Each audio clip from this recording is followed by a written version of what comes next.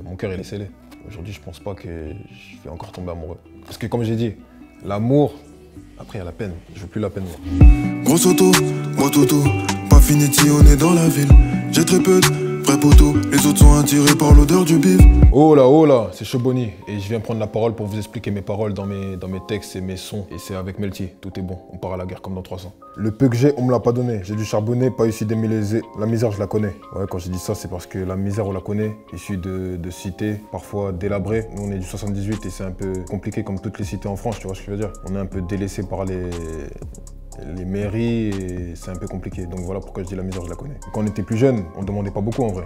On avait juste besoin d'aller à l'Agor-Espace, aller jouer au foot entre potes et c'était assez pour nous. Aujourd'hui, je me rends compte qu'il y a plein de choses à faire avec les enfants, les déplacer dans des endroits, les faire voyager et tout ça, on n'a pas chez nous. Après, la misère, on l'a pas vraiment ressenti quand on était plus jeune, tu vois. On n'a pas vraiment ressenti, les parents ils essaient de faire en sorte qu'on ait ce qu'il faut au moment où il faut. Mais en vrai de vrai, en grandissant un peu, tu te rends compte qu'en fait, ils sont en train de se démener au travail, ils se font du mal et c'est chaud, tu vois ce que je veux dire. Après ma sortie de CM2, je me suis rendu compte que la misère dans laquelle on vivait, t'as un âge où t'es un peu plus à la cité. T'es un peu plus à la cité, à la base, tu y es, mais il y a les parents qui contrôlent. Mais après, tu rentres au collège, tu vois d'autres choses, tu vois ce que je veux dire. On demande un complexe sportif dans notre cité, on n'arrive pas à l'avoir. Je sais pas pourquoi. Justement, on est délaissés. Ils nous calculent pas, ils font pas attention à nous et je sais pas pourquoi, je sais pas c'est quoi le but, tu vois. On leur demande des complexes sportifs, ils n'arrivent pas à les installer. Ça veut dire que même pour les gens qui ont besoin de te défouler, faire du sport et tout, ça aurait pu faire du bien. Au lieu d'aller bicrave en bas de la cité et risquer sa vie, tu vois ce que je veux dire. Mais on n'a pas. J'ai quitté l'école à 18 piges, il fallait que je fasse rentrer du bif avant que le bébé arrive. J'ai cherché du taf, mais le seul endroit où mon profil correspondait, gros, c'était la street. Le profil, il correspondait pas aux emplois, donc il fallait aller chercher l'argent. Il fallait s'adapter. Jeune nord de cité, et c'est plus dur de trouver du travail quand on est en provenance d'une cité, tu vois ce que je veux dire. Je me suis rendu compte que le fait d'être noir en France, c'est un peu plus compliqué pour trouver du travail, parce que quand je postulais, quand je déposais, j'allais sur place, on allait dans les rendez-vous, mais tu sens que la personne, comment elle t'accueille, comment elle te prend, tu vois ce que je veux dire. Comment elle parle avec toi.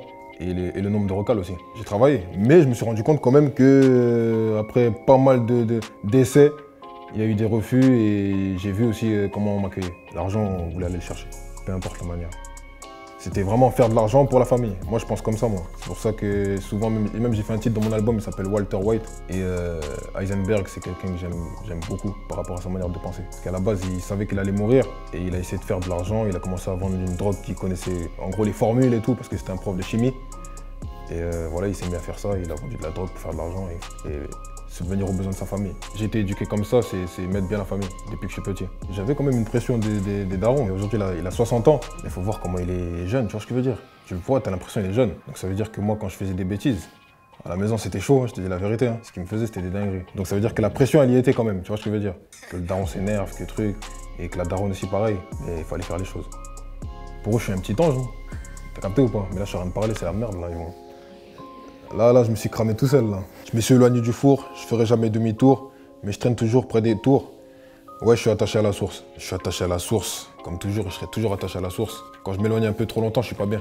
Je me sens mal, on dirait que j'ai plus de force, c'est bizarre. Mais je serai toujours attaché à la source, et quand je te dis je me suis éloigné du four, c'est que aujourd'hui, j'ai plus la main dans tout ça. Et c'est une bonne chose, tu vois. Ça veut dire que je fais plaisir à ma famille, je fais plaisir à mes proches, et d'une manière légale.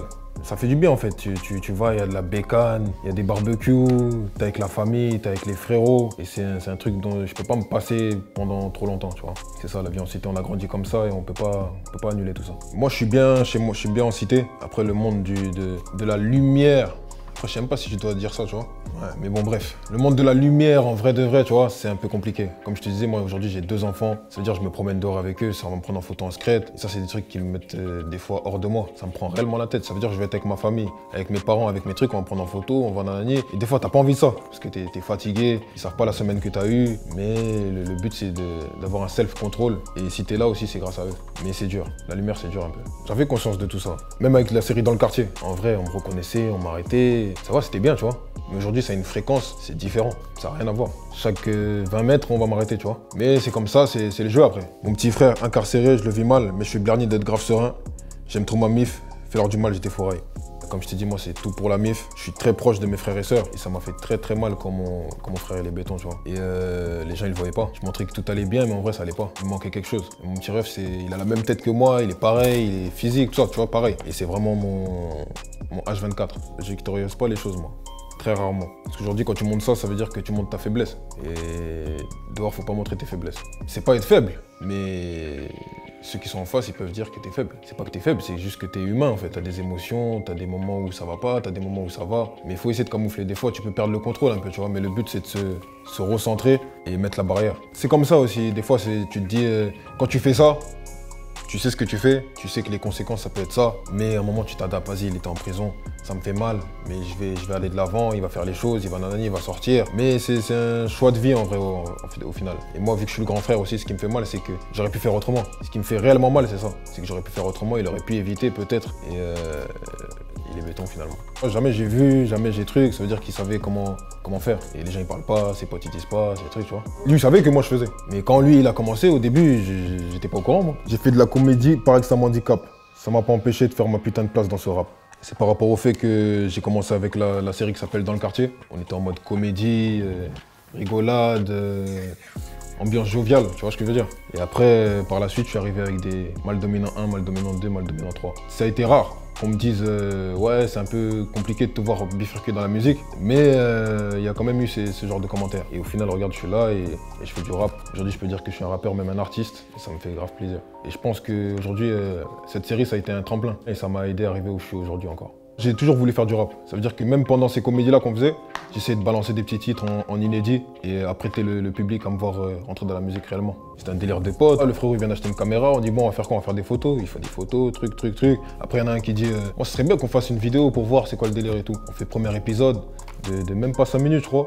On met sur YouTube et le retour il est incroyable. C'est-à-dire on s'est dit vas-y, on se lance dans ça. Une blague de ouf. Mais ça a pris de l'ampleur. Et je me suis dit, parce que moi je suis quelqu'un qui calcule tous mes coups. J'essaye en fait. J'essaye de calculer tous mes coups. C'est-à-dire que j'ai vu qu'il y avait pas mal de buzz qui se créaient. On commençait à faire des 1 million de vues, 2 millions de vues. Et vu que moi je voulais sortir et rentrer dans la musique, comme je t'ai dit, je glissais des petits sons. Donc j'ai vraiment été dans la musique à fond. Et après il y a eu la série Validé qui est arrivée. Moi je suis quelqu'un, je suis beaucoup les films, les séries, donc je commençais aussi à m'intéresser encore à ça. Je me disais ce serait pas mal d'avoir un rôle dans un délire, de faire du cinéma, rencontrer des personnes qui sont dans ce milieu-là, tu vois. Au final, ce qui s'est passé, j'ai fait un featuring avec Attic. On est parti en Belgique. Il avait fait une série de freestyle sur une semaine et il m'a invité pour un freestyle avec lui. On a fait ce freestyle. Et étant donné que Attic avait un rôle dans la série, il était déjà validé son rôle. Il y avait la production validée qui avait l'œil sur cette série. Ils m'ont vu, ils se sont dit peut-être que le profil pouvait correspondre à un rôle chez nous. Donc ils m'ont contacté, ils m'ont envoyé un mail avec un script à apprendre de 2 pages. Attic, juste la veille, il m'a dit ouais, je pense qu'ils vont te contacter et tout. C'est-à-dire que je suis allé, j'ai ramené le script, j'ai tout fait carré, j'ai tout arraché. On a dit c'est pour toi. Et c'est venu à moi. Les planètes s'alignent. Aujourd'hui, je suis rentré dans le cinéma, t'as vu? Comme j'ai dit dans d'autres interviews, je devrais pas le dire, mais aujourd'hui, le cinéma, ça me parle grave. Ça me parle grave. Je compte aussi aller plus loin dans ça, tu vois. Avoir d'autres rôles, avoir d'autres délires et continuer dans le cinéma. Si je devais rester dans le cinéma et faire un autre rôle, ce serait un délire science-fiction, avec des pouvoirs, un délire d'Avenger un peu, tu vois. X-Men ou quoi, c'est pas mal ça, à la française. Mais en vrai, en quinri, en vrai, je suis un ouf, moi, à la française. Je veux que mes gosses ne manquent de rien et qu'ils soient jamais malheureux. Je vais attraper Cupidon et je vais lui crever les yeux. Je suis un loup solitaire, maintenant il n'y a que le bif qui me rend heureux. J'ai eu 2 bijoux, j'ai eu 2 petits bijoux et je m'occupe très bien d'eux, je suis bien avec eux. Mes enfants ils m'ont rendu plus doux, ils m'ont fait grandir et je réfléchis un peu mieux qu'avant ça, avant qu'ils arrivent. Parce qu'avant j'étais plus spontané, plus dans le direct, plus énervé, tu vois. Mais aujourd'hui j'essaye de peser le pour et le contre, voir il y a des conséquences, si je fais ça, si je fais pas ça. C'est une bonne chose je pense. Et je veux qu'ils soient bien. Tu vois, je veux pas qu'ils soient malheureux.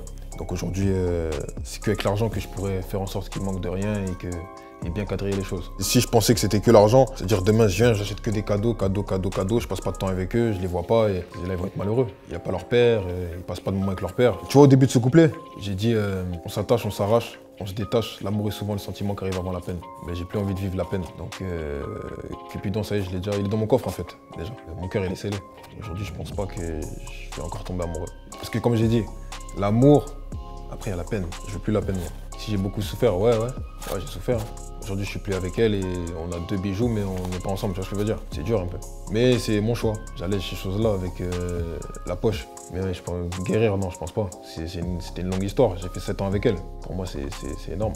7 ans. Il faut s'adapter, comme je disais à chaque fois. Je m'adapte. Contrôle d'identité ou contrôle de faciès, t'es broliqué, matraqué, je veux pas me rabaisser. On va plus laisser faire, on a assez subi, vous êtes à l'origine de beaucoup trop de décès. Oh là. Donc ouais, si je parle de ça, c'est on est dans ça en ce moment, hein. Avec George Floyd, avec Adama, il y a pas mal de policiers qui font des bavures. Les gens, ils parlaient pas assez de ça. Et là, aujourd'hui, je vois qu'il y a un mouvement qui est en train de se créer. Et c'est une bonne chose. Parce que c'est grave ce qui se passe, en fait. Ils viennent pour un contrôle de police, tu te fais tuer. Tu vas en garde à vue et tu te fais tuer aussi. Ils sont censés nous défendre, mais c'est contre eux. Il y a qui nous aide, nous? Il n'y a personne. Et demain, tu te défends, ben c'est toi qui avais tort. Après, il ne faut pas mettre tout le monde dans le même panier, tu vois. Il y a pas mal de policiers qui font des erreurs et des bavures, qui font les warriors. Mais tu sais pas pourquoi, en fait. T'es en bleu, t'as ton uniforme, t'es protégé par l'État, t'as ton arme, et tu viens en cité pour faire le... Tu vois ce que je veux dire? Il y a plein de vidéos qui tournent, tu vois, des policiers, ils font les malins, mais tu sais pas pourquoi. J'ai déjà vécu, mon petit frère l'a déjà vécu, mes proches ils ont déjà vécu. C'est chaud, parce qu'en fait, quoi qu'il arrive, même si c'est eux qui ont démarré, qui ont commencé, que tu te défendes ou que tu te protèges même, ils vont dire que c'est toi qui les as frappés. Mon petit rêve, c'est ça, tu vois. Aujourd'hui, mon petit frère, il doit de l'argent à l'État. Mais c'est la police qui a commencé et qui l'ont frappé, tu vois ce que je veux dire. On peut rien y faire. Il t'appelle Bamboula, il te traite de sale noir, il te traite de sale arabe, c'est comme ça. Ça, c'est dans toutes les cités. C'est un syndicaliste de la police qui avait dit ça. Il disait que c'était convenable, c'était normal, c'était rien du tout. Ça m'a rendu plus méfiant et plus en colère, en général. Après, ça nous rend comme ça. C'est tout ça qui nous rend comme ça. Nos conditions de vie, ça nous rend... C'est comme ça, tu t'adaptes. T'es obligé de t'adapter, en fait. Il faut que le mouvement continue et que plus de gens en parlent.